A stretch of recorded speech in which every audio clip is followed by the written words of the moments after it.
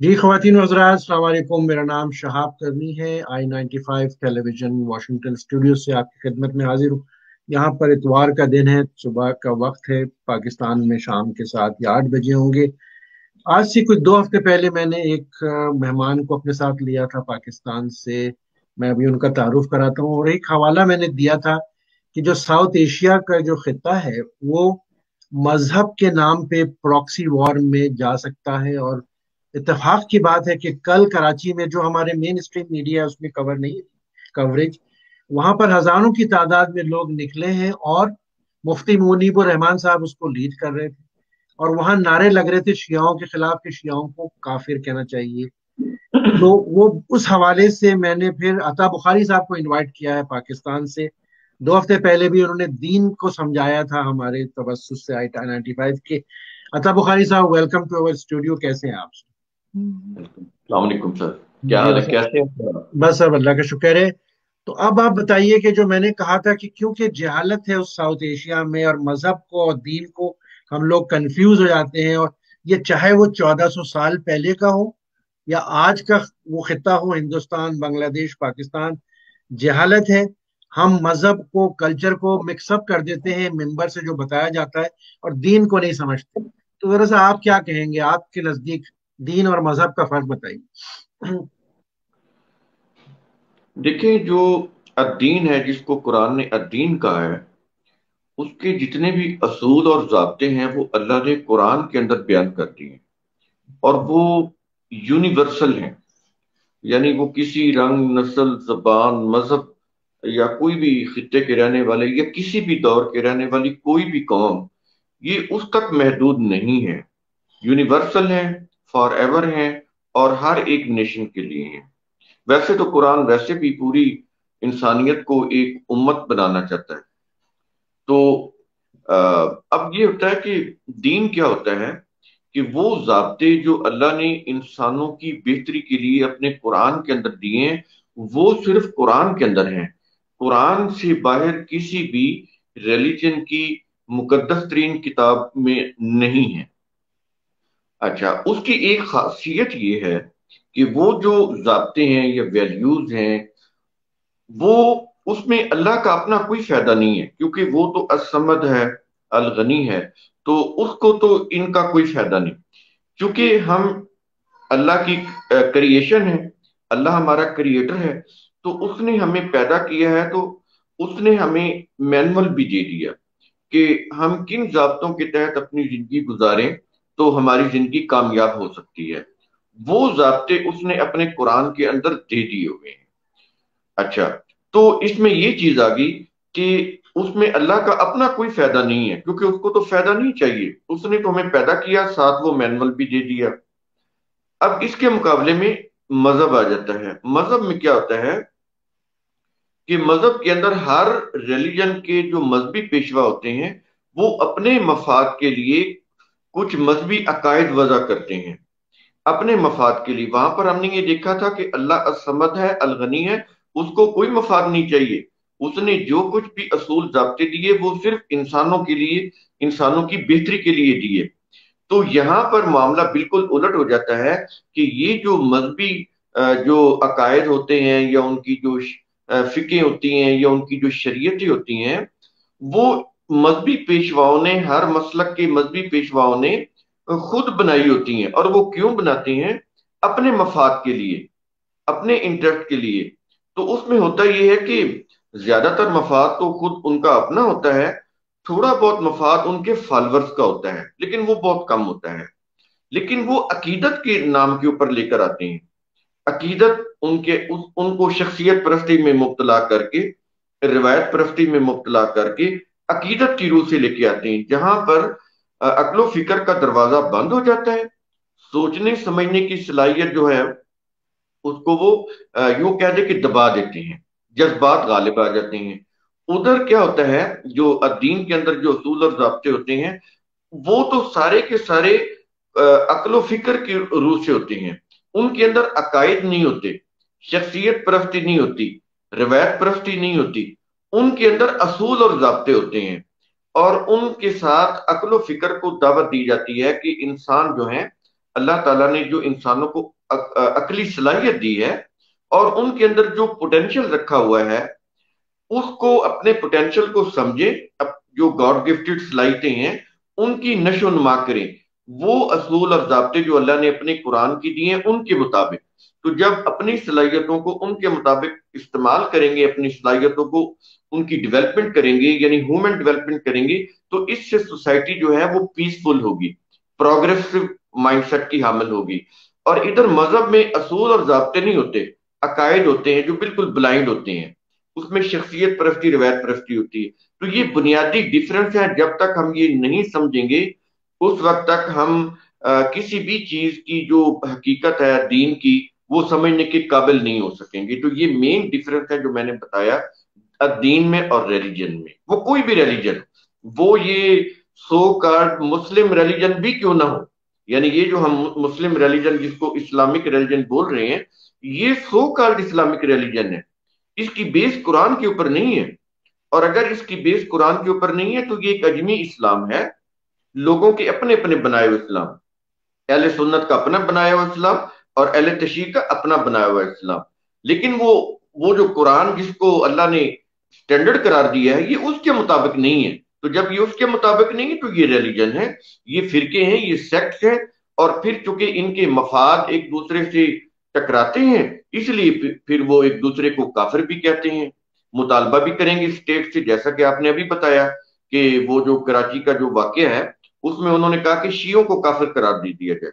دیکھیے اب پاکستان کے اندر اکثریت اہل سنت کی ہے، وہ ان کے عقائد جو ہیں وہ اہل تشیعوں کی ہیں، تو کل کو اگر اہل تشیع اکثریت میں ہوں یا ایران میں جیسے اکثریت میں ہیں، وہاں پر وہ ایجیٹیشن چلا دیں گے کہ جہاں پر جو مسلم ہیں ان کو کافر قرار دیا جائے۔ تو دیکھیں اس طرح دنیا جہنم بن سکتی ہے، بن رہی ہے، بلکہ بن چکی ہے کافی حد تک، اور اس میں سب سے زیادہ مسلم ممالک اس کی لپیٹ میں ہیں۔ تو یہ چیز مسلم ممالک کے پاس پیٹرو ڈالر آیا، گیس جس کو کہتے ہیں ڈالر کا، پچھلے 45-50 سال میں وہ اسٹرینتھ آئی۔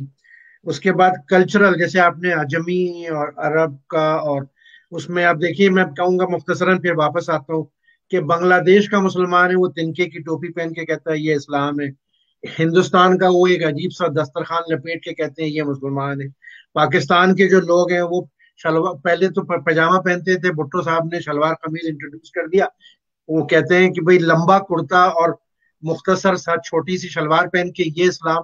تو کلچر غالب آ گیا ایک چیز، اور پیچھے چلے جائیے 1400 سال پہلے جو شیعہ سنی کے فیک بنے وہ بھی ایک اقتدار کی اور پاور کی جنگ تھی، اس سے قرآن کا یا دین کا کوئی تعلق نہیں تھا۔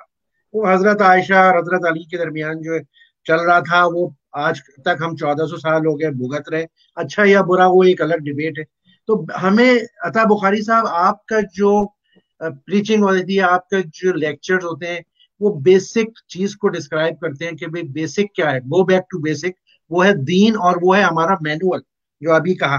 تو کیا فرمائیں گے اس جہنم کی جو دنیا خاص کر اسلامک ورلڈ ہے اس کو ریورس کرنے کے لیے ہمیں کیا کرنا پڑے؟ اس کے لیے جو سب سے بنیادی جو چیز ہے، دیکھیں میں تو اپنے ویڈیوز میں روٹس کی بات کرتا ہوں کہ جڑوں کو پکڑا جائے۔ اصل میں ہوتا یہ کہ ہمارے ہاں یہ جو بڑے بڑے اسکالرز ہیں وہ ٹروتھ سے کام نہیں لیتے۔ جب آپ حق کے اوپر نہیں ہوں گے، حق سے کام نہیں لیں گے، اور الحق جو ہے وہ صرف ایبسلیوٹلی قرآن ہے، جب آپ قرآن کی روح سے بات نہیں کریں گے، مذہبی کتابوں کی روح سے بات کریں گے جو ہر مذہب کے پیشواؤں نے اپنے مفاد کے لیے لکھی ہیں، تو پھر کوئی حل نہیں نکلے گا۔ جیسے بھی آپ نے جنگ جمل کا ذکر کیا، دیکھیں جنگ جمل جنہوں نے لکھی ہے وہ اس واقعے کے 300 سال کے بعد لکھی، پرشیا میں لکھی، تو وہ اسلام کے دشمن بھی تھے، کیونکہ عمر رضی اللہ عنہ نے پرشیا کو فتح کیا تھا، عثمان رضی اللہ عنہ نے ٹوٹل پرشیا کو فتح کر لیا تھا، تو وہ تو ان کے دشمن تھے۔ تو انہوں نے 300، یہ جو جنگ جمل، یہ جو بھی واقعات ہیں کربلا، یہ تو انہوں نے 300 سال کے بعد لکھے، کوئی آئی وٹنس نہیں تھا ان کو دیکھنے والا، تو انہوں نے جیسے چاہا لکھ دیا۔ تو ان کی تو کوئی ثبوت بھی نہیں ہے کہ یہ واقعات کیا واقعی ایسے ہوئے تھے۔ تو اس میں جو بنیادی چیز کرنے والی ہے کہ یہ چیز لڑا کون رہی ہے، ان کو ایک دوسرے کے اوپر کفر کے فتوے کس چیز کی وجہ سے وہ لگا رہے ہیں، وہ بیسک جو چیز ہے وہ ہے جو فرقہ واریت کی جڑ ہے، وہ اسلامک ہسٹری ہے۔ اس کو آپ یوں کہہ لیں سو کالڈ اسلامک ہسٹری، جو چند واقعات کے گرد گھوم رہی ہے. فار ایگزامپل رسول صلی اللہ علیہ وسلم کی جانشینی کا جو واقعات لکھے ہوئے ہیں کہ خلافت کا حق علی رضی اللہ عنہ کا تھا اور انہوں نے صدیق رضی اللہ عنہ اور عمر رضی اللہ عنہ عثمان رضی اللہ عنہ نے چھین لیا. اب آپ کی ساری ہسٹری اس کے اوپر بیس کر رہی ہے. اب اس کے اوپر شیعہ سنی لڑائی ہو رہی اس طرح آگے آگے کہ یہ جو کربلا کا جو واقعہ ہے، اس سے پیچھے جمل صفین، جتنے بھی اس طرح کے جو واقعات ہیں، یہ اس کا بیس ہسٹری ہے جو بالکل بیس لیس ہے.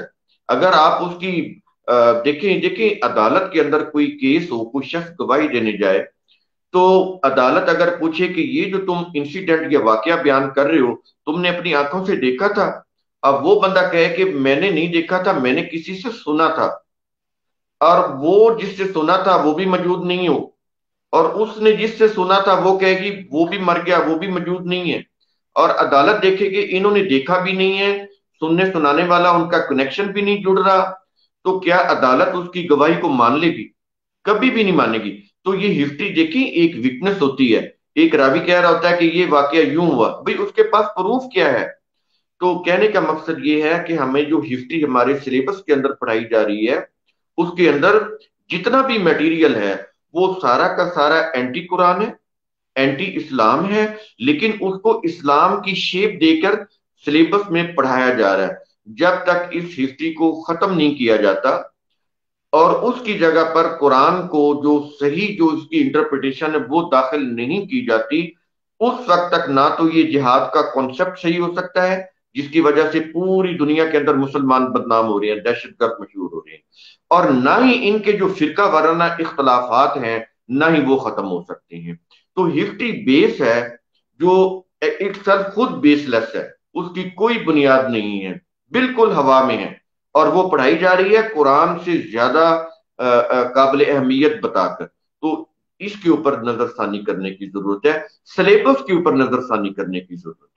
لیکن آپ کی جو دلیل ہے کہ جی گو بیک ٹو بیسک کا مطلب ہے ہمیں قرآن فہمی کی طرف جانا چاہیے جو قرآن ہمیں بتا رہا ہے. لیکن میرا آپ کو سوال یہ ہے عطا بخاری صاحب کہ بہت سے لوگوں نے اجتہاد کیا، بہت سے لوگوں نے انٹرپریٹیشن کرتے ہیں، تفسیریں لکھی ہیں، مختلف لینگویجز میں ہیں، ان تفسیر کو جو لوگ فالو کرتے ہیں وہاں پر پھر ڈویژن شروع ہو جاتا ہے.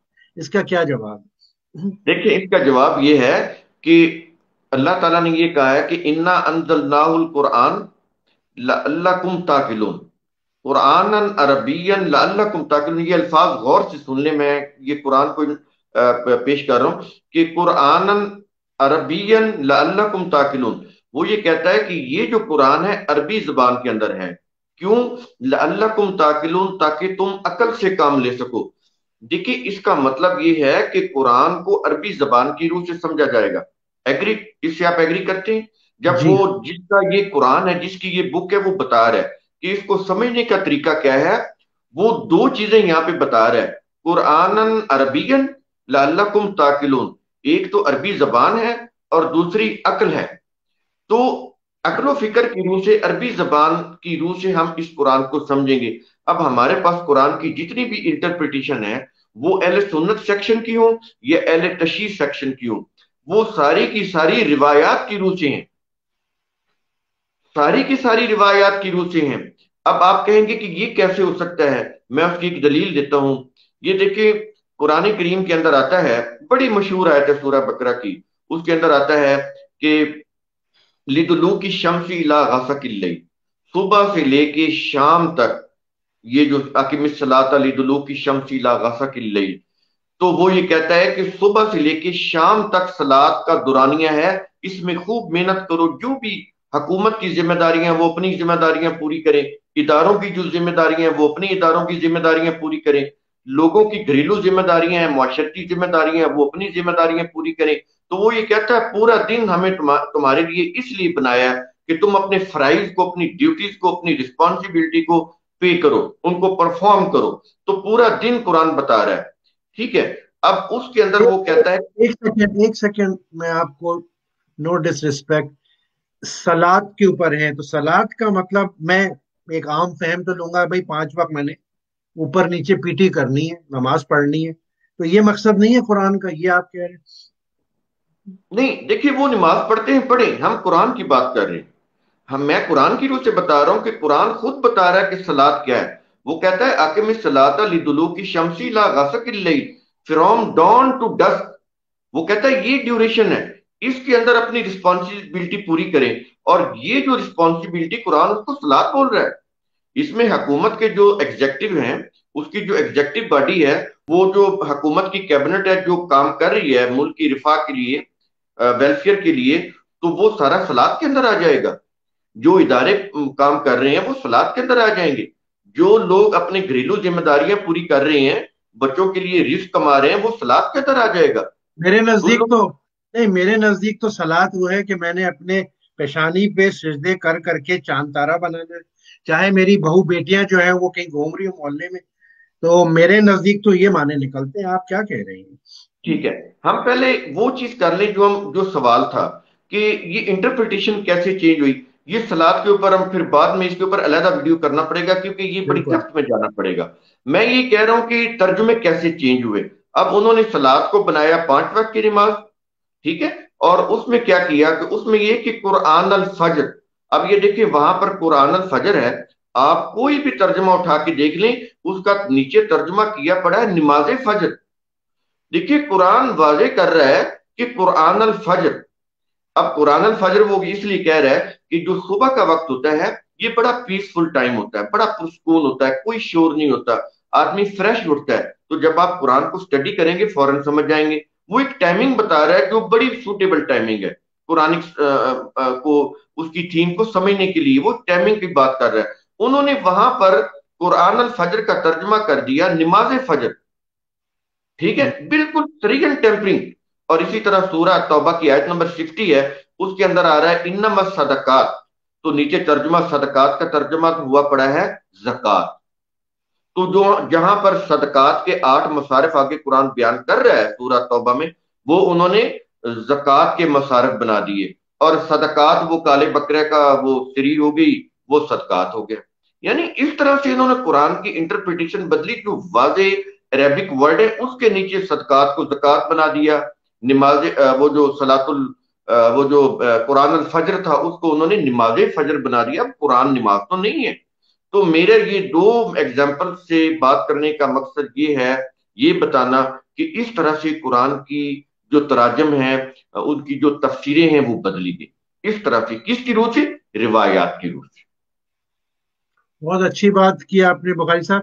اس کا کیا مطلب ہوا؟ آپ نے پہلے جو کہا تھا کہ جی قرآن کو، اور کیونکہ عربی میں ہے تو ہمیں لغوی اور مانوی طور پہ جب تک ہم نہیں سمجھیں گے کہ کچھ کا کچھ انٹرپریٹیشن ہو رہا ہے، اور اس میں روایات ہیں اور اس میں مفادات بھی ہیں، ساتھ میں سلطنتوں کے مفادات ہیں، بادشاہوں کے مفادات ہیں، پچھلے 1400 سال میں خلیفاؤں کی جنگ ہے، تو یہ سب چیزیں ایڈ ہو گئی ہیں. اور اس میں جو بیسک میسج تھا قرآن کا یا اللہ تعالیٰ کا، وہ پولوٹ کر دیا گیا، جی پولرائز ہو گیا. بالکل. تو آج جو یہ جہنم کی طرف پورا اسلامک ورلڈ جا رہا ہے، اس کی یہی وجہ ہے. تو بالکل اب یہی وجہ ہے. تو اس کا حل کیا ہے بخاری صاحب؟ اب کیونکہ تعداد تو تقریباً 1/3 پاپولیشن مسلمانوں کی جو جاہل ہے، اس خطے میں میجورٹی جو 80% جو مسلمان ہیں وہ نان عربک، وہ عربی نہیں سمجھتے. اور وہ بالکل ممبر سے جو اس کو بتایا جاتا ہے، مختلف ممبروں سے مختلف شکلوں میں، شیپس اینڈ فارم میں، وہ میسج لیتا ہے اور وہ اسٹریٹس کے اوپر آ کے پریکٹس کرتا ہے. تو حل کیا ہے اس کا بخاری صاحب؟ دیکھیں، پاکستان میں یا کسی بھی کنٹری کے اندر آپ یہ دیکھیں، چیزوں کو کوالٹی میں لانے کے لیے بڑے سارے قوانین بنائے جاتے ہیں. فار ایگزامپل، کسی بھی ملک میں کسی کو اجازت نہیں ہے کہ وہ عطائی ڈاکٹر بن جائے، کہ وہ ڈاکٹر نہ ہو کوالیفائڈ ڈاکٹر، اور وہ کوئی میڈیکل پریکٹس شروع کر دے. تو جب حکومت کو پتہ چلتا ہے تو اس کو بند کر دیتی ہے. لیکن پہلی چیز جو میں نے بتائی وہ بتائی سلیبس. سلیبس بنیادی چیز ہے. جب تک آپ سلیبس کو قرآن کی روح سے مرتب نہیں کرتے اس وقت تک اس کا حل نہیں نکلے گا. اور اگلا سٹیپ وہ ہے پریکٹس کا. وہ کیا ہے کہ یہ جتنے بھی لوگ ہیں، جس کا دل کرتا ہے وہ مولوی صاحب بن کر بیٹھ جاتا ہے، لوگوں سے وہ ڈونیشن لیتا ہے، اپنی جیب سے 1 روپیہ نہیں لگاتا. وہ کیا کرتا ہے، ایک مسجد بناتا ہے محلے میں، گلی میں، اور وہ بنا کے اس میں سپیکر لگا کے بیٹھ جاتا ہے. اب دیکھیں جو لوگ ہیں، میں یہ کہتا ہوں چلیں جاہلوں کو چھوڑ دیں، میں کہتا ہوں وکیل ہیں، کاروباری لوگ ہیں، دکاندار پیشہ لوگ ہیں، ان کو نہیں پتا کہ قرآن کے یہ ورڈ کیا ہے، ان کی کیا میننگ ہے۔ انہوں نے جمعے میں جا کے اس کی تقریر سنی، اس کے اندر انہوں نے جو بریلوی ہے دیوبندیوں کے خلاف جو بول رہا ہوتا ہے، دیوبندی بریلویوں کے خلاف بول رہا ہوتا ہے، شیعہ جو ہوتا ہے وہ صحابہ کرام کے خلاف بول رہے ہوتے ہیں، اس طرح ہے نا ان کی آپس میں۔ تو وہ جو کچھ اس سے جو اس کی وابستگی ہوتی ہے، اٹیچمنٹ ہوتی ہے جس فرقے کی، وہ اس فرقے کی مسجد کے پاس جاتا ہے، اس کے امام کے پاس جاتا ہے، اس کے مذہبی پیشوا کے پاس جاتا ہے، جو سن کر آتا ہے اسی کو وہ دین سمجھ لیتا ہے، اسی کو وہ حق سمجھ لیتا ہے، تو اسی کو وہ اسلام سمجھ لیتا ہے۔ دیکھیں ہمارے ہاں تو یہ صورتحال ہے کہ سارے لوگ کہہ رہے ہیں ہم مسلم ہیں، اور کسی کو پتہ نہیں اسلام ہے کیا اور وہ کیسے اسلام مسلم ہے۔ دیکھیں دیوبندی کے گھر میں جو بچہ پیدا ہو گیا، اس نے اپنے ماں باپ کو دیوبندی دیکھا، وہ دیوبندی بن گیا، تو اس سے پوچھیں گے وہ بھی مسلمان ہے۔ اچھا، اس کے مقابلے میں جو بریلوی کے گھر میں پیدا ہو گیا، تو اس سے پوچھیں گے وہ بھی بریلوی ہے، وہ کہے گا کہ میں مسلمان ہوں، لیکن وہ اپنے مذہبی پیشواؤں کے مفاد کی وجہ سے ان کو اتنا برین واش کر دیتے ہیں کہ وہ کہتا ہے دیوبندی کافر ہے، اور دیوبندی کہتا ہے کہ جو بریلوی ہے وہ کافر ہے۔ تو ایک چیز انہوں نے مذہبی رسومات خود کریٹ کی، تھوڑا تھوڑا ڈیفرنس ڈالا، اور وہ سارے کر رہے ہیں، لیکن وہ جو تھوڑا تھوڑا ڈیفرنس ہے وہ ان کے فرقوں کی پہچان ہے۔ جیسے ابھی آپ نے بتایا ٹوپی، رومال، وہ جو سبز جو اس کا کلر ہے وہ، اور آگے بلیک کلر ہے، یہ ان کی سفید سفید کپڑے پہن کے ہمارے بہت سے سو کالڈ مذہبی لیڈر گھومتے رہتے ہیں، یہاں بھی ہم امریکہ میں ہیں، گھومتے رہتے ہیں عطر لگا کے کہ جی وہ اسلام کے پیشوا ہو گئے۔ اور ایک میں انگریزی کی ٹرم ہے کچھ عرصے سے آپ کے ساتھ شیئر کروں کہ یہ ایک اور چیز ہے اس پہ عطا بخاری صاحب، جیسے میں آپ سے بات کر رہا ہوں پچھلے 2 ہفتے بھی ہمارے پاس بہت فیڈ بیک آئی ہے اور لوگوں نے آپ کے پلین اور سمپل میسج کو بہت لائک کیا، تو اسی لیے میں نے آپ سے ریکویسٹ کی تھی، تھینک یو ویری مچ، کہ ہم ہر سنڈے کو خواتین اور حضرات اسی وقت جو ہے یہ پروگرام کریں گے ہر اتوار کو عطا بخاری صاحب کے ساتھ، اور قرآن کی جو بیسک نالج ہے اس کو سنیں گے عطا بخاری صاحب سے۔ لیکن میں جواب یہ دے رہا ہوں کہ ایک ٹرم ہے عطا بخاری صاحب کے ایروگینس آف پائسنس، کہ جی میں نیکوکار ہوں، اس وہ ایروگینس بھی لاتی ہے۔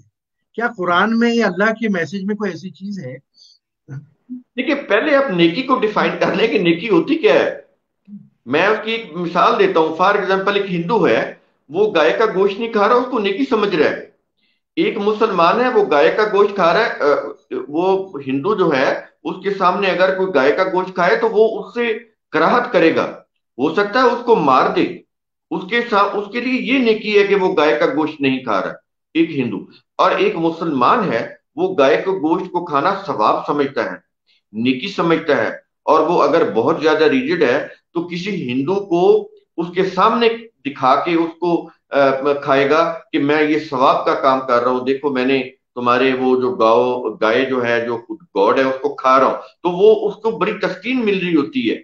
ہندو کو نہ کھا کر تسکین مل رہی ہے، اس کی وہ سیٹسفیکشن ہو رہی ہے، اور مسلمان کو گائے کھا کر سیٹسفیکشن ہو رہی ہے۔ تو دیکھیں یہ جو نیکی کا تصور ہے ہم نے بنایا ہے، یہ میں نے ایگزامپل اس لیے آپ کو بڑی محسوس ایگزامپل دی ہے تاکہ ہمیں پتہ چل جائے کہ جن چیزوں کو ہم نے اپنے جذبات کی روح سے کچھ نیکیاں بنایا ہوا ہے، تو دیکھیں وہ اللہ کے قرآن کی روح سے وہ نیکی نہیں ہے۔ دیکھیں ایبسولوٹ ٹروتھ کیا ہے، اس کا فیصلہ قرآن کرے گا، ایبسولوٹ رانگ کیا ہے اس کا فیصلہ بھی قرآن کرے گا۔ تو جس چیز کو قرآن ریکگنائز کرتا ہے وہ نیکی ہوگی، وہ خیر ہوگا۔ قرآن میں تو نیکی کا لفظ ہی نہیں ہے، وہ تو خیر کا لفظ لے کر آتا ہے۔ دیکھیے خیر ایک بڑا جامع لفظ ہے، میں اگین کہوں گا قرآن کریم کے کسی بھی ورڈ کو دنیا کی کسی بھی زبان میں آپ ترجمہ نہیں کر سکتے۔ آپ اپنے علم اور اپنے وہ جو جس زمانے میں یہ جو علم پہنچ چکا ہے اس کی روح سے اپنی عقل و فکر کو استعمال کر کے اس کے مفہوم کو سمجھا سکتے ہیں، اس کا ترجمہ نہیں کر سکتے۔ اب یہ دیکھیں خیر، میں نے ایک لفظ بولا ہے، خیر کیا ہوتی ہے؟ خیر وہ ہوتی ہے وہ اچھائی کے کام جن کو کرنے سے انسان کے اندر قوت آ جائے، اختیار آ جائے، اس کا مادہ اس کے اندر اختیار ہے۔ یعنی خیر وہ ہوتی ہے، وہ تعمیری کام ہوتے ہیں، وہ کنسٹرکٹیو کام جن کو جب آپ کرتے ہیں تو وہ کرنے والے لوگ یا وہ کرنے والا معاشرہ، ان کے اندر اس خیر کے کام کرنے سے اختیار پیدا ہو جاتا ہے، اختیار آ جاتا ہے۔ ان کے پاس پاور آ جاتی ہے۔ اب یہ دیکھیں جن کو یہ نیکی کے کام سمجھ رہے ہیں مذہب کی روح سے، مجھے یہ بتائیں ان کے پاس اختیار آ رہا ہے یا یہ ویک ہو رہے ہیں؟ یہ ویک ہو رہے ہیں، یہ ڈکلائن ہو رہے ہیں۔ اس کا مطلب ہے یہ نیکی کے کام نہیں ہے۔